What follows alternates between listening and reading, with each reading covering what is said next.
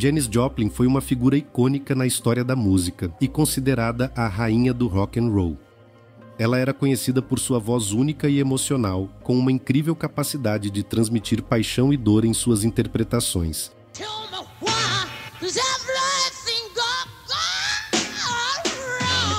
Sua voz era rasgada, rouca e cheia de energia.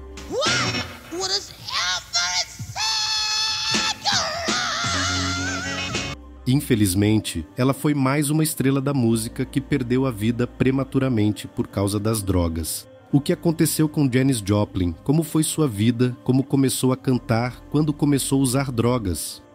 Prepare-se para mergulhar na história de mais uma lenda do rock. Janis Lyn Joplin nasceu e cresceu na pequena cidade de Port Arthur, no Texas, Estados Unidos. De família tradicional, conservadora e religiosa, ela passou a infância e a adolescência cantando no coro da igreja local. Mas ela gostava mesmo era de outro estilo de música, o blues. Por isso, nessa época, ela ouvia escondido dos pais. Após concluir o ensino médio em 1960, ela foi aprovada no curso de artes visuais na Universidade do Texas, na cidade de Austin, e foi viver numa república de estudantes. Nos fins de semana, por insistência de alguns amigos que elogiavam muito a sua voz, ela cantava no karaokê de um pub. Porém, por ser extremamente tímida, ela só conseguia cantar depois de beber. Foi assim que começou o seu vício no álcool. Janis sofreu muito bullying no colegial e na universidade, devido a seu sobrepeso, acnes, seu jeito de se vestir e até por causa da sua grande timidez, o que a levou a desenvolver depressão e bulimia. Cansada de tanto sofrimento por causa da rejeição dos colegas, ela se rebelou de vez. Passou a fumar, beber e consumir drogas mais pesadas para esquecer os problemas e principalmente emagrecer, o que acabou conseguindo. Porém, foi a pior decisão da sua vida, pois acabou ficando dependente. Em 1963, ela desistiu da faculdade e decidiu se dedicar à música. Então ela se mudou para São Francisco e alugou um apartamento passando a morar sozinha. Para pagar as contas, ela começou a trabalhar como cantora de folk em boates. Porém, nessa época, ela pegou pesado nas drogas e no álcool. Em 1966, ela retornou à sua cidade natal, Port Arthur, para tentar se reaproximar da família que não aceitava o tipo de vida que ela levava e a rejeitavam. Na cidade, chegou a se internar em uma clínica de reabilitação para recuperar-se do vício das drogas. Após algumas semanas, já bem mais tranquila, ela voltou a São Francisco e retomou sua carreira. Pouco tempo depois, ela ingressou na banda Big Brother and the Holding Company, o que a levou para o estrelato. A banda assinou um contrato com uma gravadora independente chamada Mainstream Records e gravou o primeiro álbum em 1967. Porém, o disco não fez sucesso na época, o que veio a acontecer algum tempo depois.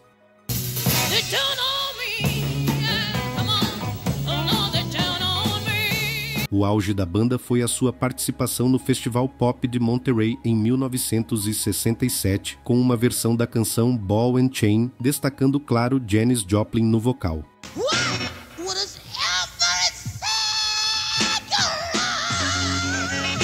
O segundo álbum da banda, Cheap Thrills, lançado em 1968, foi o passaporte de Janis para a fama. A música Piece of My Heart atingiu o primeiro lugar nas paradas da revista Billboard e se manteve na posição durante 8 semanas não consecutivas.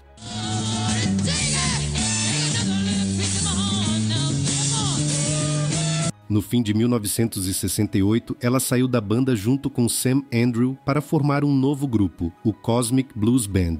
Em agosto de 1969, Janis e sua banda se apresentaram no Festival de Woodstock. Com sua voz poderosa, energia e paixão pela música, ela conquistou a plateia e a crítica. Sua performance é lembrada como uma das mais memoráveis do evento.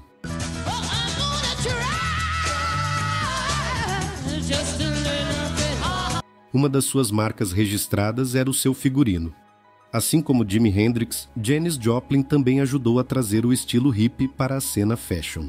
Suas roupas boêmias, com estampas psicodélicas, saias longas, acessórios chamativos, demonstravam a sua forma livre de encarar a vida. Por causa disso, ela sofria muito preconceito.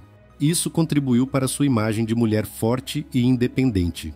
Porém, por trás dessa imagem de força, havia uma mulher frágil e de vida bem sofrida.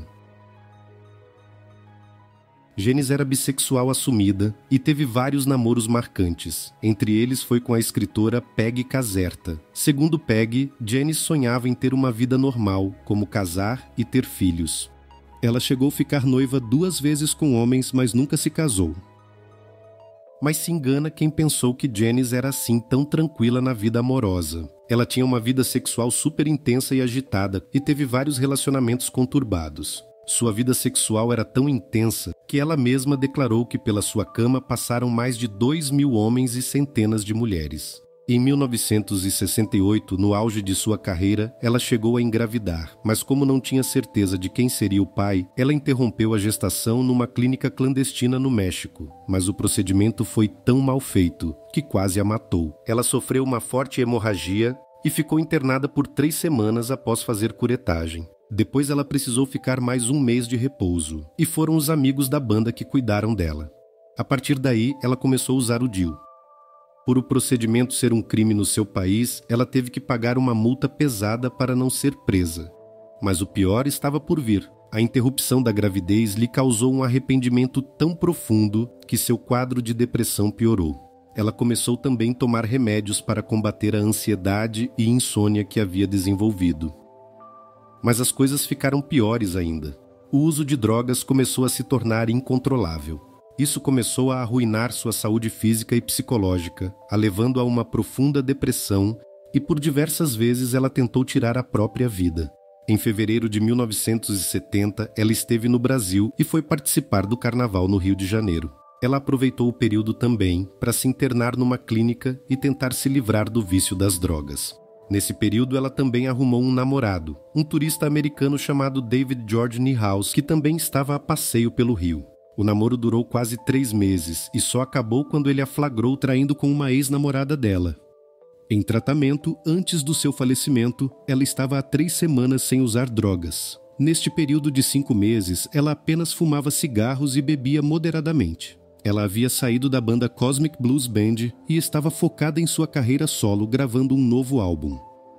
No dia 3 de outubro de 1970, ela esteve no estúdio e à noite foi para o bar do hotel onde bebeu muito e teve uma recaída no uso de heroína.